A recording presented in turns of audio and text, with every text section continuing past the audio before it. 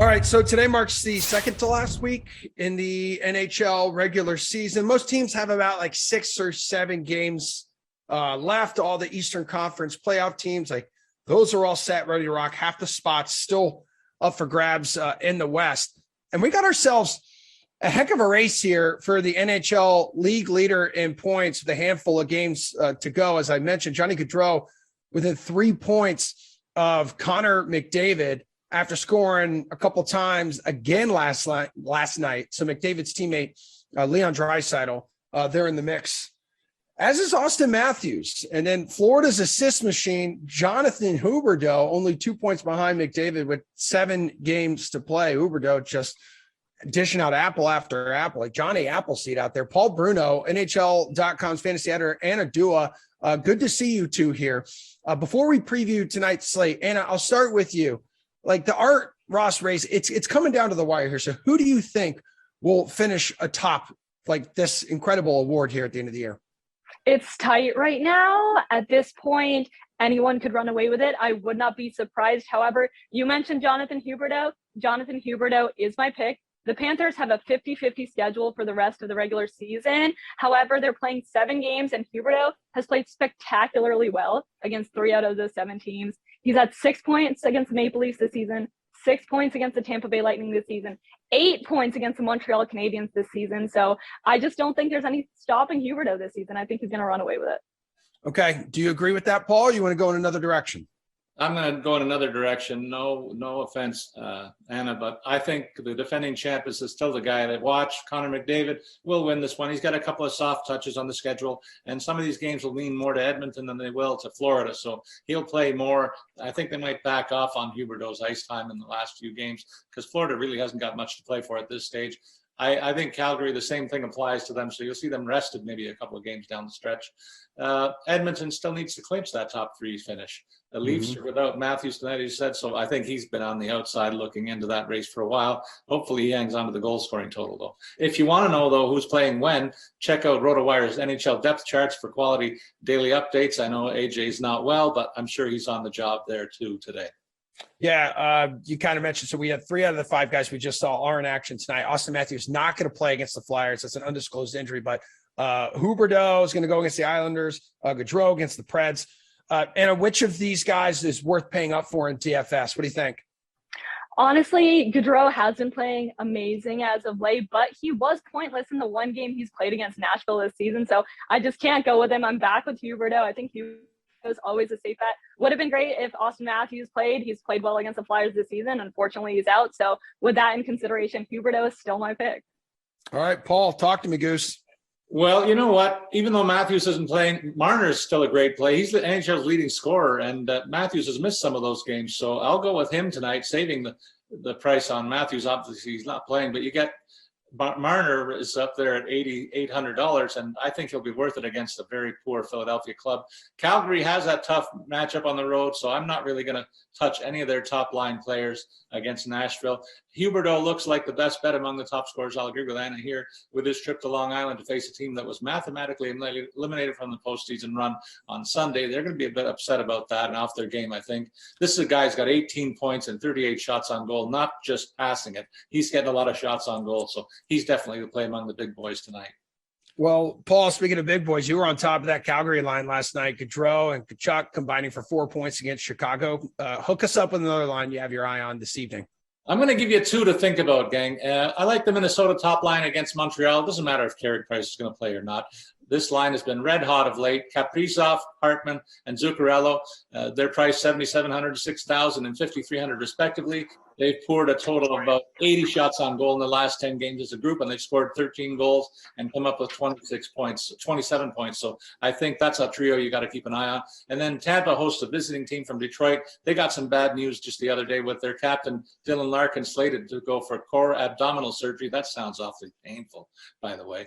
And that should be a great matchup for Tampa's top line. They'll come in cheaper than the Minnesota trio when you consider Kucherov at $7,600, Point at $6,700, and Nick Paul at $2,900. I don't know. Maybe they're thinking it's me that's going on that line because they're still only pricing him at $2,900. And I think that's a trio to lock in against the Red Wings tonight. All right. Well, the Canadiens tweeting out just moments ago, Carey Price will start against Minnesota tonight. So that is confirmed. Anna, what are you looking at for a line tonight? I'm going to kind of follow Paul, but I'm going in a slightly different direction. What about Minnesota's second line? That has to be one of the most exciting lines in hockey right now with Kevin Fiala, Frederick Gaudreau, Matthew Boldy. Fiala coming off of that 4-point night against the San Jose Sharks on Sunday. That entire line had a great game against the Sharks on Sunday. Gaudreau had 3 points. He's on a 4-game point streak. Boldy has points in his past 7 consecutive games. I would go with Minnesota's second line. All right. Help me out with a little bit of value. Where do you think we could save some money on tonight's slate, Anna? I'm going to go back to Florida, and I'm going with Brandon Montour. He's valued at $3,200 right now. He has 6 assists in his past 5 games. He had 2 assists, 6 shots on net over the course of the 2 games he's played against the Isles this season. I think he's a great value, or you could go with his partner, Gustav Forzling. Forzling has been absolutely awesome as of late. He has 5 points, 4 goals, 1 assist, 14 shots on net in his past 4 games. I would go with either of them, or if you want to spend a little bit more, the best player who really matches his value tonight has to be Robert Thomas out of St. Louis. Playing against Boston, he's on a 13-game point streak, 25 points in that mix. He's more expensive at $5,900, but he has to be the best bang for your buck. All right, Paul, someone with the lower salary, you think who could deliver some points for the people? Well, aside from Nick Paul, I'm going to look at Michael Bunting, $4,800. He's become a point-per-game player over his last 30 games with the Leafs, and playing with the top line, certainly a part of that deal. But even when he was moved off it in the last game to balance the roster, he still picked up a couple of points. So I think he's on in my sight line tonight against the bad Philadelphia club. I also think a motivated Andrew Kopp for the Rangers, $4,600, facing his former Winnipeg mates who've been leaking goals of late. And this guy's been producing with 8 points in his last 10 games played. And then finally, I look at Florida, but their top line, the wingers, are somehow priced very modestly tonight on either wing for Alex Barkov, and they get a great matchup. So Carter Verhaeghe at $3,200 and Anthony Duclair at $4,500 will match up very favorably and fit into my roster this evening. Well, let's give the boys of the blue line a little bit of love here, Paul. So 10 games on this slate. Roman Josi, once again, the highest price blue liner, $8,600. Hasn't really been worth that price, though, because he's got 1 point over his last 6 games. Is he a certain fade for you? And then tell me what direction you do want to go in on defense. Yeah, he's definitely a fade. I like my scorers to be producing, and he's got the tough matchup against Calgary, so no thank you. In terms of top-scoring D guys, there's a couple of guys that I will focus on, but then there's a real bargain down below, so I'll save that for last. Victor Hedman has the best matchup at home against Detroit for $7,300.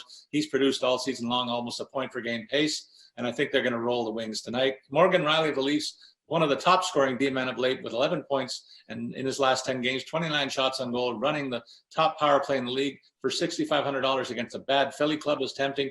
But I have to go with Gustav Forzling for only $4,100, despite scoring 7 goals among his 10 points and 38 shots on goal, leading most defensemen in the last 10 games. And he has that favorable matchup against the Islanders. So I think he's the guy that's got to be a lock for my lineup. I need the Dua defenseman of the night, please. I said Forzling. I'm happy that Paul agrees with me. I would not go with Josi, as Paul said. He has been getting a lot of shots on net, but he just hasn't been producing, hasn't played well against the Flames this season. The Flames are on a hot streak, so definitely would avoid him. I would go Montour, Forzling, or even Jared Spurgeon out of Minnesota. I think that's always a safe bet. And the last time that Spurgeon played the Montreal Canadiens, he had 1 goal, he had 1 assist, so he was good against them in the game he had against them this season. I think anyone on Minnesota is a safe bet against the Canadiens in this matchup. So either the 2 guys out of Florida or Jared Spurgeon. All right, cool. Paul, let's get you out of here with this. Which game are you targeting? Which one do you expect to be high scoring? Come on, you just teased something for us. There's a few of them out there. I expect Columbus and San Jose, nobody's going to watch that game, but I think there's going to be lots of offense because their defenses suck and their offenses have been rolling of late. So take the over 6 prop there. The Jets and Rangers game features a number of top skaters against poor defensive structures of late, both clubs leaking goals, and I'll take the over 6 there. And then finally, Florida at the Islanders. Look, the Panthers should reach that almost by themselves. So the line of 6.5 is going to drop. Take the over there. All right, do it up for us, Dua. I'm going Boston, St. Louis. The Blues have 34 goals in their last 6 games. And once the Bruins get going, they get going. They've had multiple games this season where they've had over 5 goals. They scored 8 goals against New Jersey towards the end of March. So I feel like both of these teams are kind of revving it up, and I could see a high-scoring game out of this matchup.